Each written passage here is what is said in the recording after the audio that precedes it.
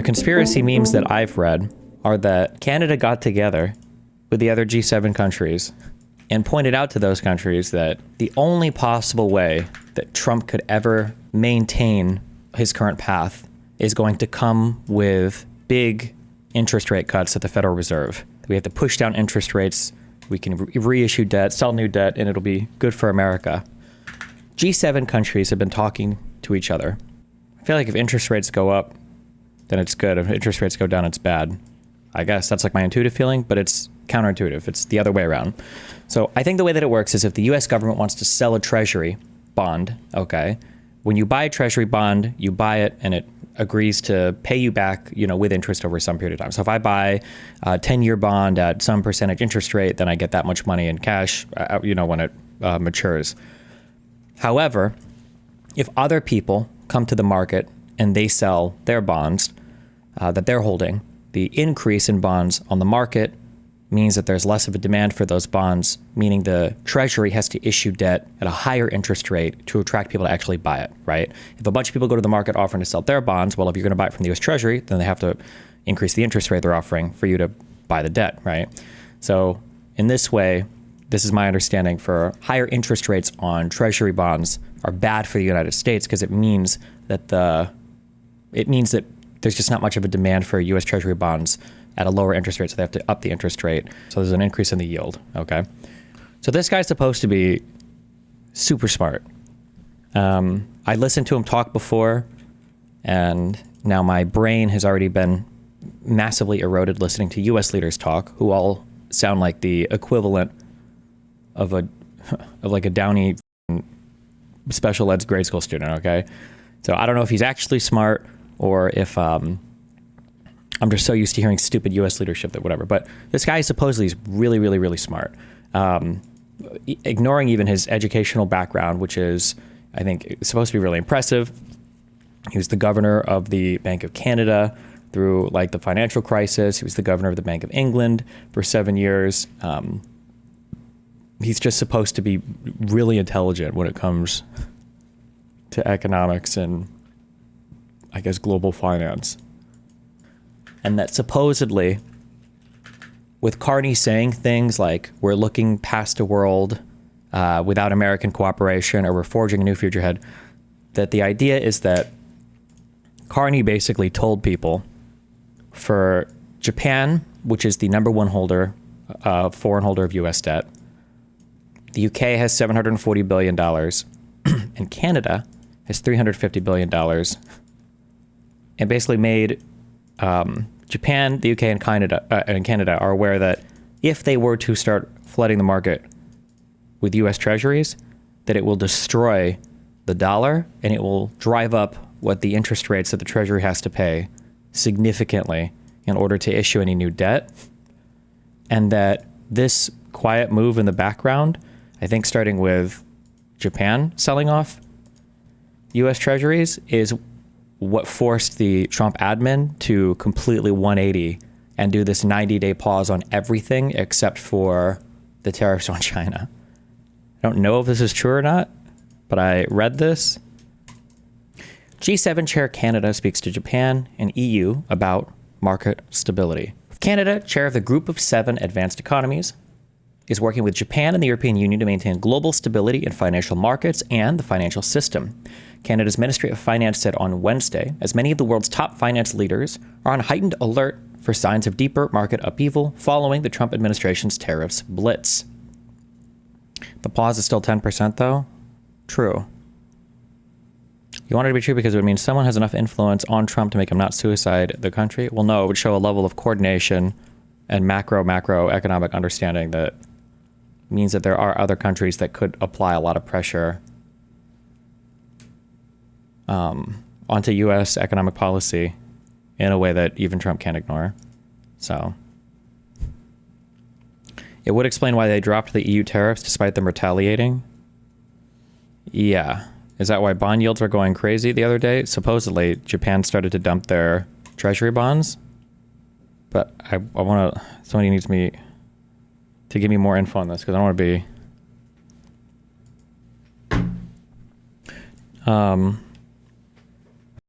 I feel like I read that that Carney said explicitly, this would be crazy if he did, that he was not going to negotiate any new deals with the United States until after the election as well. Is that true? Find me a source on this. I just mean to, I read a whole schizo theory, so I want to make sure that I'm not like, that I'm not just buying into the story because it's very sexy. The election is in a few weeks. Even if the election is soonish, it's a pretty big move if the United States is running around with these insane tariffs and threats to the global economy for a guy to the north of the United States to come out and say, we're not negotiating shit with you until after our elections, so sit the down and wait. It would be if he really said that, but I just want to, let me just listen to him. Felt around the world and here at home. In Canada, there are tariffs that remain in place. Those tariffs are threatening our families, our workers, and our businesses. And while they have been imposed under different pretenses, they all are unjustified, unwarranted, and misguided.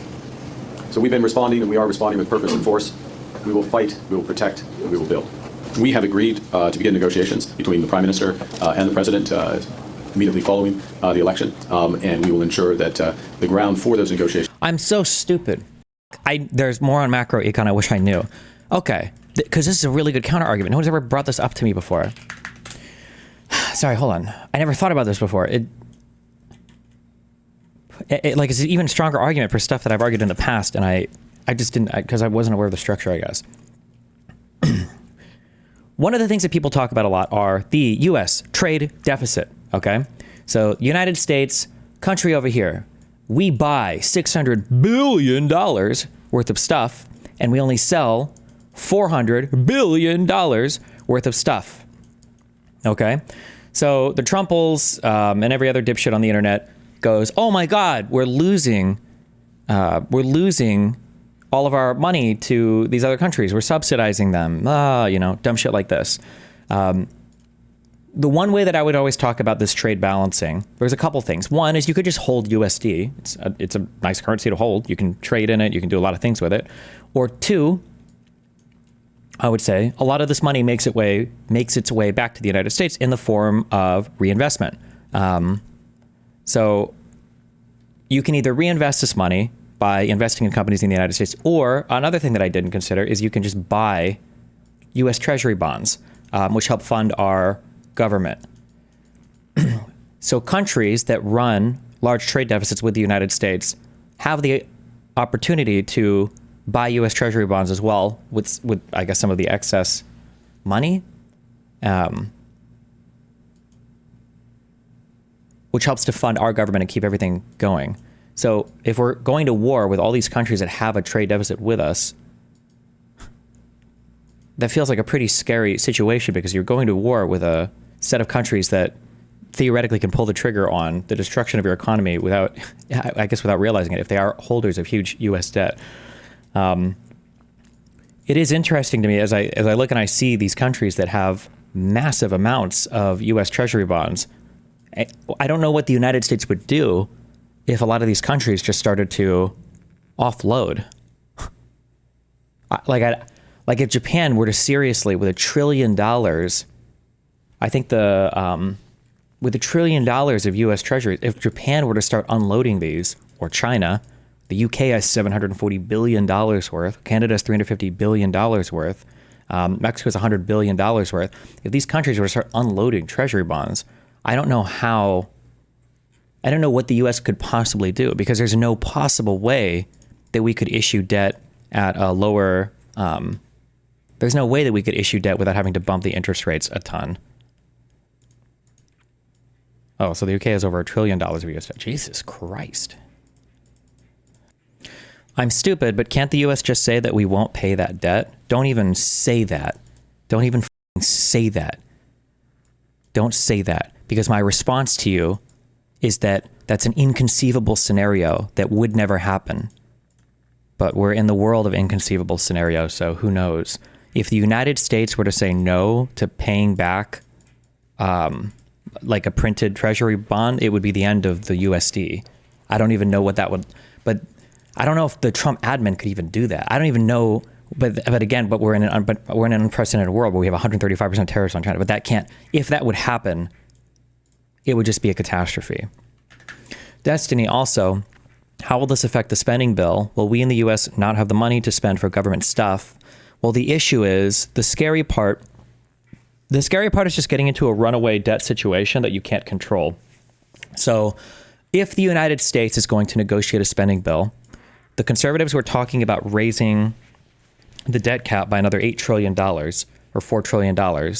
So if the United States is going to do another budget with another $1 trillion budget deficit, then that's another $1 trillion of debt that the Treasury has to issue. And if interest rates are higher on bond yields because other people could dump them, then that means that the new debt that the U.S. issues is going to be at an even higher interest rate than it'd like it to be, which means that our debt payments and the interest payments on the debt are going to be even higher than they should be. So you get into a very bad runaway situation. If you can combine that with, now, I don't know, like in one way you can have like runaway horrible financial situations, but in other ways, international markets are adaptable and there's a lot of stuff you can do, I think.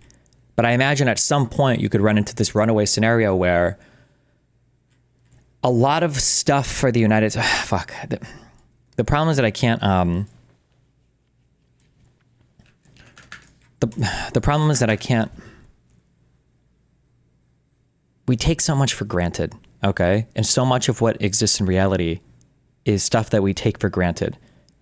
Personally, I feel like a lot of financial stuff in the United States is built on the assumption that, like Biden said, it's always bad to bet against the United States, that the US economy will continue to grow.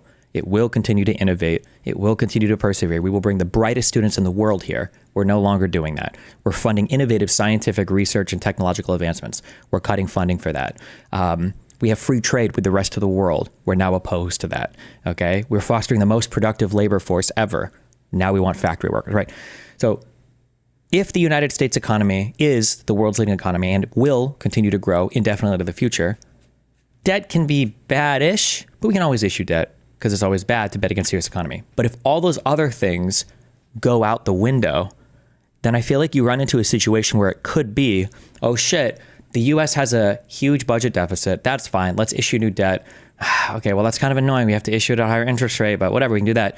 But if you combine all of that with a couple quarters of GDP contraction, when the rest of the world is not having the same issues, theoretically, and then it doesn't look like that situation is going to improve, I think you could get into like a runaway, horrible scenario where all of a sudden you're in 3, 4, 5, 6 quarters of contraction. Issuing new debt is incredibly hard. We have no capacity to cut spending in the United States. Less contraction means less revenue, means more borrowing because our budget is going to grow even more out of control because we can't raise enough money. And then all of this it's a death spiral. But traditionally, this kind of death spiral, in my opinion, can't happen to the United States because the U.S. economy is always growing. The U.S. can always issue new debt. USD is world's reserve currency, strongest currency in the world, so stable, backed by so much. But if we start removing everything, it feels like this. Who's seen this show? Oh my God, is this upscale to 60 FPS? Don't ever do this. I don't know where this trend started, but please, God, stop. Please stop. Is Jader here? If you work for a company that does this, I'm blanket IP banning all of your offices, okay? I don't even want you watching my stream. Whoever does this disgusting frame interpolation shit, fucking stop. Please, God. He goes through all the different factors of like, how does an RBMK reactor work in terms of how does the nuclear reaction sustain itself and balance out the temperatures on both sides. And at one point, like the nuclear reactor it just seems like it's stalled a million different ways and there's no possible way that it can explode because all of the balances are on one side. But then as soon as like one thing gets added and then a couple other things are stripped and then that causes 2 more to come on the others, like it feels like that. Yeah, I don't know. All of this is like, it's weird to talk about this because all of this is just stuff that doesn't happen. It shouldn't happen. There's no way to make a normie understand like how catastrophic Trump is to the economy right now and to the world financial order because people just don't understand how much we've benefited from it. It's very frustrating. We in Mexico have a very tight trading relationship with the United States as a consequence of NAFTA and its successor agreement, CUSMA, USMCA as the Americans call it. And so any adjustment to that is a reduction in the market access and the degree of trade, which is why we have responded. So that's the situation we're in. We look forward, as the Americans call it. And so any adjustment to that is a reduction in the market access and the degree of trade, which is why we have responded. So that's the situation we're in. We look forward to the opportunity for Canada and the United States to have that comprehensive economic and security negotiation. Are those amounts bonds that the governments of these countries own or the private businesses and people within them?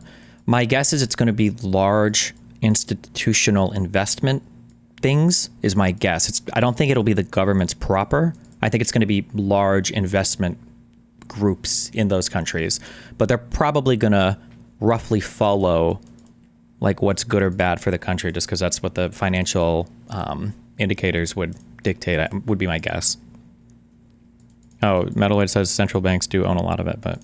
I'm working hard every day to represent Canada at those... Okay, apparently it's 50-50 private-public ownership of foreign debt, or of debt issued to other countries. Those discussions, and I'll say one last thing, if I may, which is, and I've mentioned this in my remark, the stakes...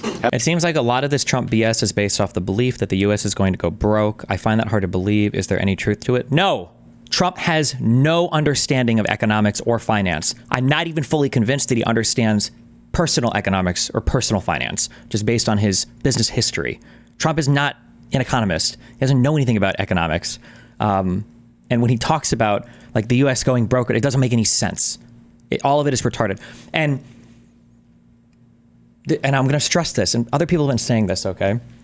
Do you know who Stephanie Kelton is? She's an MMT proponent. No one cares about MMT. I don't care about MMT. Stop asking about MMT. No one cares, okay? It's bullshit. No one cares, all right? Go do financial astrology somewhere else, okay? Nobody cares.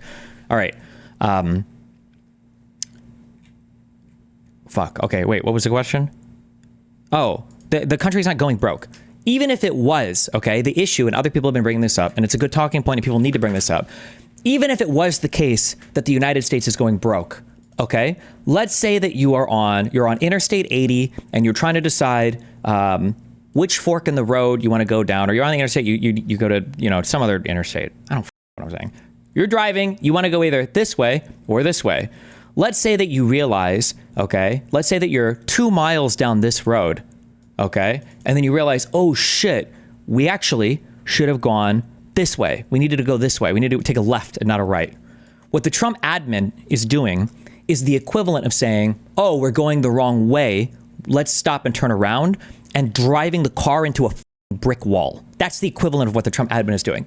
Even if you think that the U.S. is on a bad path, or that the U.S. needs to do something to manage its debt, its economy, protect some industries, even if you agreed with every single end goal with the Trump admin, you would not be doing it in this way because it is catastrophic and it's not even getting you to your optimal endpoint. Canada and the United States to have that comprehensive economic and security negotiation. I'm working hard every day to represent Canada at those discussions. And I'll say one last thing, if I may, which is, and I've mentioned this in my remarks. What if we've been on the wrong road? I hate conservatives right now. I'm so sorry. My heart is just filled with rage right now. That 150 billion number just keeps popping up over and over again in my head, and it's actually triggered the out of me. I'm like beyond all triggered. The fact that disgusting, fat, seal-looking, slob South African shouldn't even be in this country anymore, Elon Musk, had the audacity to stand up at that meeting and clap his flippers together for bragging that they could maybe find, he said $150 billion, when this disgusting slob fakes his PoE2 and Dota gameplay loser, the easiest video games of all time. This autistic, IVF addicted retard couldn't even play it correctly, okay? For this guy to come up and brag about saving an order of magnitude less than what he promised us in 1 year, and the fact that no conservative cares, this retard said $1 to $2 trillion of saving, and he comes away with $150 billion in budget cuts. Give me a fucking break. The increase in funding to the Pentagon alone this year outweighs the savings that he purports that they're going to find. He purports that they're going to find. What an unimaginable walk back. 150 billion, and this guy said $1 to $2 trillion. It is a level of incompetence that it's not even staggering, because staggering implies you're still at least moving in some direction. It's flailing aimlessly on the ground. It's unbelievable to me that he could say that and not immediately retreat into the deepest, darkest cave in the world, and to hide from the sunlight of just being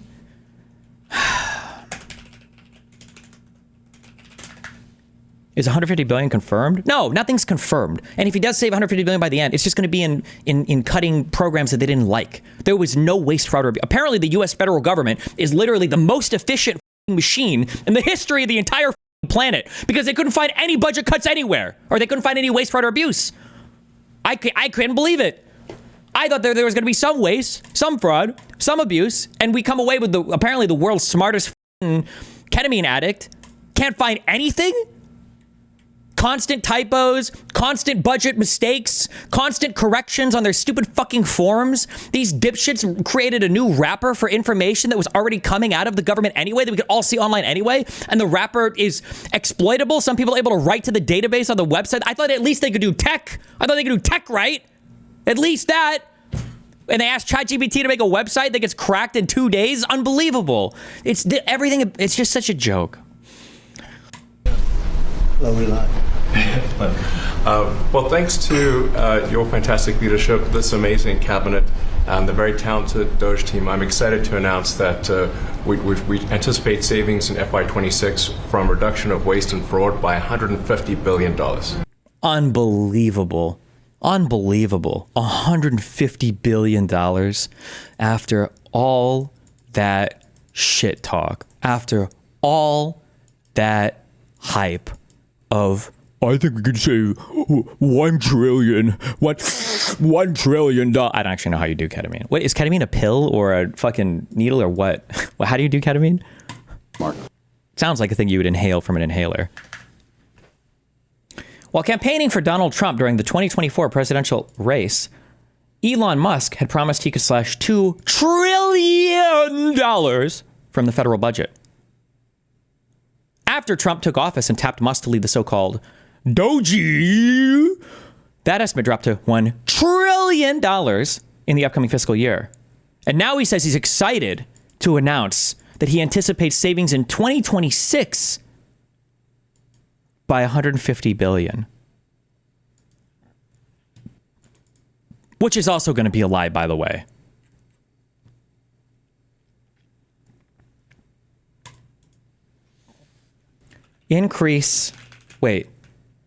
New Pentagon budget. Am I making this up that they asked for a $200 billion increase, or what was the last Pentagon budget? Trump has announced he will seek a $1 trillion budget for the Pentagon, a record-setting number that would mark the highest level of U.S. defense spending since World War II. Prior Pentagon budget. For last year, it looks like this is saying it was $880 billion. So all of the money that DOGE, which was supposed to single-handedly flip our budget deficit, all of that money is wiped away just by the increase that he's looking for in the Pentagon budget. All of it is wiped away just by that one thing. And that's not even counting how much money, because all of our budget projections right now and our deficits right now are projected with the Tax Cuts Jobs Act, with the Trump tax cuts ending at the end of this year, which they're pushing to extend. So what the fuck? What the fuck? What are we doing here? None of the math is mathing. This is retarded. It's actually so fucking stupid. Meanwhile, we're looking at unprecedented economic contraction, potential dumping of U.S. treasury bonds from other countries, global trade wars, divestment in domestic research and education, deporting people back from rich country, or deporting people that have money. Why are you deporting students? These are probably coming from the richest, most privileged fucking families in the world. Why would you deport people that are here to study? It's actually so stupid. It's so unbelievable to me. Art of the deal. It's unreal. $45 billion to expand immigrant detention?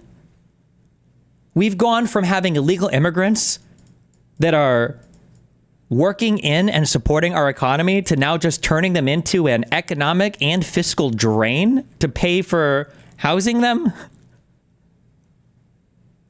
I just want to finally ask about DOGE and get a ballpark figure from you there as well. How much do you expect DOGE is going to be able to cut annually? If you can't give a 2025 number, what do you think it'll look like in 2026? Because that obviously can also help to offset any tax cuts. That's right. So in addition to some of the things that we're looking to negotiate with Congress in terms of mandatory spending reductions, a lot of the efficiencies that DOGE is identifying are going to help us submit a budget to Congress that's going to have reductions in discretionary spending, because as we modernize our systems, as we look for efficiencies in the way that we deploy the federal bureaucracy, as we reduce the scope and scale of government's intervention into the private economy, we are going to bring down the cost of government. Just in the Treasury Department alone, we are looking at billions of dollars in efficiency realizations. And so DOGE is going to keep working for another couple of months, and we're going to add those up. I would not at all be surprised if it's on the order of $50 billion a year that we can realize in cost reductions. And so once you project that over the entire... 50 billion? Wait, sir, 50 billion? 50 billion? 50 billion? Excuse me? Sir?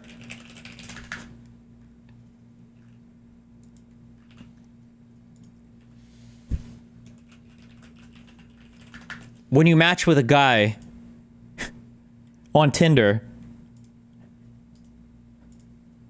and he says he's 6'2", 50 billion? I was promised $2 trillion of savings that turned into $1 trillion of savings. That we can realize in cost reductions. And so once you project that over the entire... 50 billion. Mm-hmm. I thought we were looking at like 500 billion a year in cuts from DOGE. I mean, the original... So I'm just talking about on the discretionary side. In addition to that, there... Yeah, it's called discretionary. Are you going to cut non-discretionary spending? Can we bring Mr. Merriam-Webster into this debate to explain what that means? Another one of their big ideas, or one of their big... Because non-discretionary means what? Are you cutting Social Security? Medicare? What are you cutting here? What part of the non-discretionary are you touching? Please say it, sir. In addition to that, there's another one of their big ideas, or one of their big agenda items, is to look at all the waste and fraud that GAO has identified. They identified that there's $200 to $300 billion a year. I'm sorry. I just want you... I need you to understand that you're becoming the extra bureaucratic layer that everybody makes fun of, and that you made fun of, and that you said you were trying to get rid of. Why would we need another group to come in and look at what the Government Accountability Office has already fucking found? Why would we need some other dipshit, some other ketamine-addicted, brain-rotted dipshit to come in and talk to us about what another organization has already found, another part of the government has already found? What's the point of that? And fraud that GAO has identified. So it's not even DOGE identifying it? It's just coming in and looking at what's already been identified? Then what the fuck was the point of DOGE? Identified that there's $200 to $300 billion a year in improper payments. So if we find... So you're telling me that the Government Accountability Office has already identified more waste, fraud, and abuse than DOGE is even promising in the entirety of their existence for their whole mission? Find ways to utilize systems to reduce improper payments. There's potentially hundreds of billions there. And I can't tell also, and I don't know, it might just be that I'm in a world of 75 IQ retards. That could be the case, and I'm the only man, okay, with 104 IQ. I'm sorry, where are the business people in chat, or anybody that does anything? You guys hear the scam talk, right? Can you hear when somebody is speaking in scam? Right? Like, hey, how are you going to save my business money? We're going to identify key efficiencies, and we're going to look at ways to utilize new systems so that we can increase the efficiency and cut down on the bad payments. That's really good, my dude. Why don't I just hire this guy? Like, we could have just spent $100 million on this dude, and it would have been way more efficient, way less law breaking, and I could get everything from this dude for 1/10 of the price. Hi everyone, it's Skunk Paste here. And you may or may not have noticed, but I just received a business cut. What does this mean for the brand of skunk paste? Well, essentially it means you're going to be seeing a great new viral outreach burst of business-related content. What does that mean? It means viral approach, marketing schemes, theoretical distribution, employee relation management.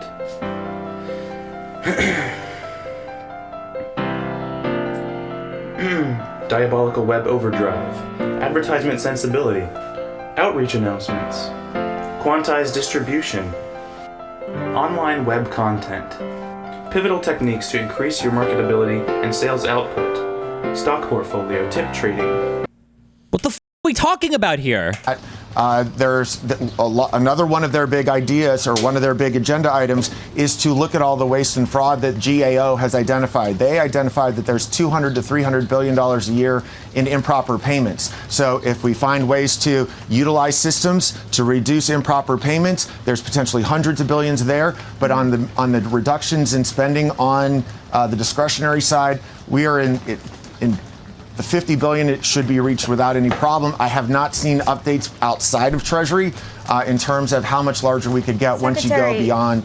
Secretary, one other question I have before I let you go here, because even beyond what you might see in terms of money coming in and out the door for the U.S. government, you are seeing the bond market react. You're still seeing it react fairly significantly, with the 10-year yield at about 4.5% as we speak, the 30-year at about 4.9%, yield still higher. How concerned is the Treasury Department that borrowing costs at the longer end of the curve are rising this drastically? Right, so we did a 10-year auction and a 30-year auction earlier this week. Both of them had very strong subscriptions to it. We saw international. Earlier this week? When did Trump announce all the tariffs? Or when did all the tariffs? Like, why are you retrospecting this? Hello? We're not talking about earlier this week. We're not talking about last week. We're talking about right now, motherfucker, and going forward. Investors come in and continue to participate in that bond auction. And so we are seeing that markets continue to function well. We are seeing that there continues to be strong demand for Treasury securities. And so far we are monitoring the situation, but liquidity seems to be just fine in the bond market. And so as we generate realization of some of the negotiations that are going on. Oh, he's referring to bond sales that happened yesterday. Okay. We anticipate that that's going to continue to bolster demand for dollars and dollar-denominated securities and reduce some of the volatility that's currently in capital markets. Is there a way to look up like historic bond yields in the U.S.? Here's another thing that needs to start happening, okay?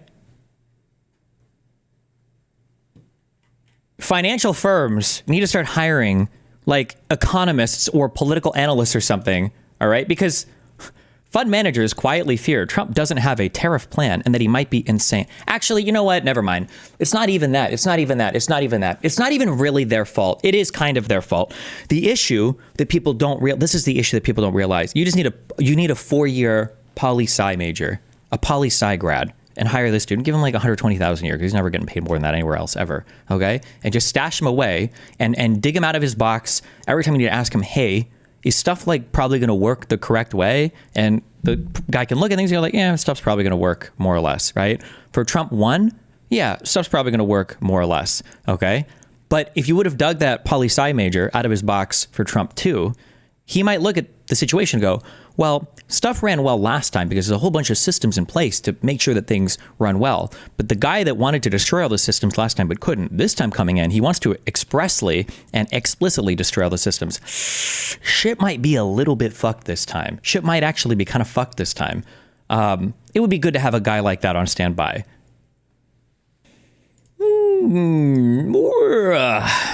Good memes, good times. Do you seriously believe that funds don't have economists and political consultants? If they were supporting Trump, thinking that the guy that was saying tariff on everything was a good move, then they either need to find new people or... I'm streaming on YouTube right now. What gives you the impression that they were supporting Trump? Vibes. Maybe they weren't, actually. I don't know. One of the funny things is, like, historically, I guess, like, billionaires have even said... There was one billionaire... what was this guy's name?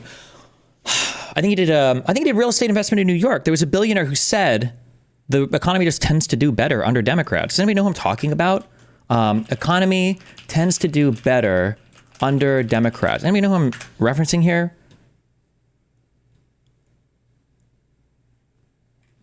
Fuck, I don't remember, guys. Was he? Maybe he was. I've been now around long. You know, I think of myself as a young guy, but I'm not so young anymore. And I've been around for a long time. And it just seems that the economy does better under the Democrats than the Republicans. Now, it shouldn't be that way. But if you go back, I mean, it just seems that the economy does better under the Democrats well, than it the certainly Republicans. did well under Clinton. Well, but I wouldn't suggest it was so great under Jimmy Carter. That's true. That's if you true. remember That's the interest true. rates. No, I know. It's Jimmy Carter was not in the same thing, but certainly we had some very good economies under Democrats as well as Republicans. But we've had some pretty bad disaster under the Republicans. There's a school system that's going to start making sure that first graders or even pre-Ks have A1 teaching, every year starting, that far down in the grades, and that's a wonderful thing. Kids are sponges. They just absorb everything, and so it wasn't all that long ago that we're going to have internet in our schools. Woo! Now, okay, let's see A1 and how can that be helpful? How can it be helpful in one-on-one instruction? How can it be helpful in absorbing, more information for those fast learners? It can be more one-on-one directed, and those are the kinds of things and innovations that I want to see continue to develop. Bro, I can't. It's what we're cooked. The United States is over, bro. What the fuck? And not even for a good ass reason. That's the most embarrassing part. Or maybe I need to read. There's so much I need to read. I wish I could just beam knowledge into my brain. Why did Rome actually fall? Maybe Rome got bored and fell as well, and it wasn't a big dramatic event. Everybody wants to compare shit to World War II, but I feel like the world was in such a state of chaos at post-World War I. I get it, at least a little bit, right? You show me the Nazis, you show me Germany, World War II, it's I get it. I understand. But people looking back on this era in the United States, how the fuck are economists, are political scientists, are people that do culture, how are people going to explain why the fuck did the United States self-destruct? Why did they pull the trigger and blow their own country up? Well, you got to understand, I don't even know what you could say. So they reelected Trump, who was impeached twice and tried to overthrow the government, right? Yeah. Nobody saw that as kind of like the beer hall putsch a little bit, kind of? No. Why not? Well, prior to this, a bunch of progressives used the word Nazi too much. And so conservatives no longer believed that anybody could ever be a dictator ever because of that. Oh, okay. You need to see it through Hananiah's low human capital framework. Yeah, I just don't speak to that very much because it's it's like a very liberal elitist take. I do believe it 100% though. There are structural reasons why educated people are probably more likely to be Democrats, not necessarily having to do with being smarter, but just because if you go to school and you're part of an educated system and then you go to work at a more structured job, you're probably more likely to kind of have some kind of faith in the system or institutions or whatever. But there's a byproduct of that, and that education selects for or creates or some combination to smarter people. It just does. And one of the big issues that conservatism has right now, Richard Hanania uses this phrase a lot on Twitter. I don't say it again because it sounds mean, but the conservative party right now, MAGA, has an issue with low human capital in that a lot of people in the MAGA movement are just retards. They're stupid. They're lower IQ, generally stupid people. They don't understand how the world works. And as a result, they're more prone to conspiratism or conspiratorialism. They're more prone to sucking a dictator. They're more prone to hearing a guy like Elon and going, oh my God, that guy must be so smart. Wow, he has rocket ships. And being impressed by things like nicknames from the president for other world leaders, and that it's a significant issue that the MAGA movement would have to confront. And I guess now we're seeing the results of that. Now we're there. Yeah. But yeah. Trump tells Inner Circle that Musk will leave soon. President Donald Trump has told his Inner Circle, including members of his cabinet, that Elon Musk will be stepping back in the coming weeks from his current role as governing partner, ubiquitous cheerleader, and Washington hatchet man. The president remains pleased with Musk and his DOGE department, but both men have decided in recent days that it will soon be time for Musk to return to his business businesses and take on a supporting role, according to 3 Trump insiders who were granted anonymity to describe the evolving relationship. Musk's looming retreat comes as some Trump administration insiders and many outside allies have become frustrated with his unpredictability and increasingly view the billionaire as a political liability. A dynamic that was thrown into stark relief Tuesday when a conservative judge Musk vocally supported lost his bid for a Wisconsin Supreme Court seat by 10 points.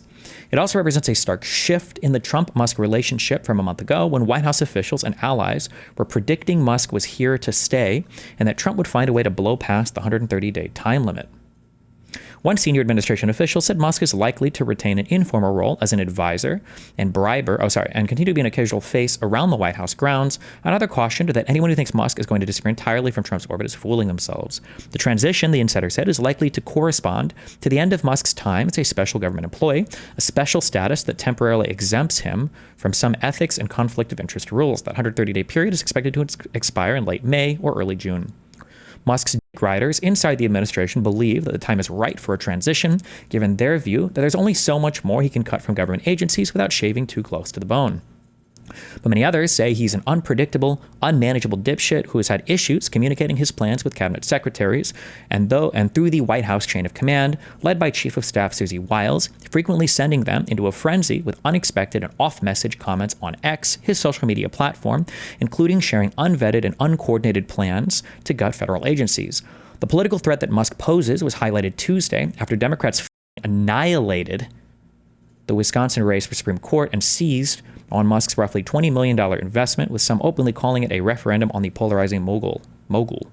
Trump, however, had already started easing the glide path, starting more than a week before the election, including at a March 24th cabinet meeting, where he told attendees that Musk is going to be getting the out.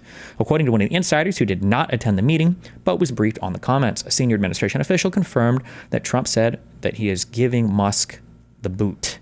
Immediately after making the announcement, Trump invited reporters and cameras in for the tail end of the meeting, where he lavished praise on Musk, deep-throating all 4 inches of his unworkable IVF-required cock that he has inseminated so many conservative Twitter Barbies with. Cabinet secretaries, many of whom had clashed with Musk just weeks before Musk's bull in a china shop approach to cutting their departments, in turn jumped in to hail his bureaucracy-slashing campaign. Elon, I want to slurp you. I know you've been through a lot, Trump said, mentioning death threats and the spate vandalism directed at the cars built by Tesla before calling him a patriot and one of the tightest little boy asses I've ever f***ed. Both men subsequently hinted publicly at a transition. When Fox News' Brett Baer asked Musk on Thursday whether he'd be ready to leave when his special government employee status expires, he essentially declared mission accomplished. I think we'll have accomplished most of the work required to do absolutely nothing within the time frame that I leave. On Monday night, Trump told reporters that at some point, Elon's going to want to go back to his company, adding, Tesla has lost half of its value, limb fail, lol, I can't believe this retard is actually crashing and burning all of his companies. What a dipshit. LOL. As the president said, this White House would love to keep Elon around for as long as possible. White House spokesperson Harrison Field said Tuesday, as election results from Wisconsin rolled in, Elon has been instrumental in demonstrating that destiny was correct all along in saying that money can't buy elections, as we've watched him throw millions of dollars into the Wisconsin Supreme Court race for absolutely no positive outcome. Damn. But many close to Trump are increasingly relieved that Musk is expected to soon move on from his central role as Trump's dick holster, Jesus, and that the litany of DOGE surprises, which have ranged from a weekend email blast demanding federal workers list their work output to accidental cuts to Ebola prevention programs, might finally be coming to a close. That's to say nothing of their concerns about Musk as a political liability who has served as a rallying point for fractured Democrats. Jesus. The elections, I think, were scary for Republicans. The scoop is garbage. Elon Musk and President Trump have both publicly stated that Elon will depart from public service as a special government employee when his incredible work at DOGE is complete.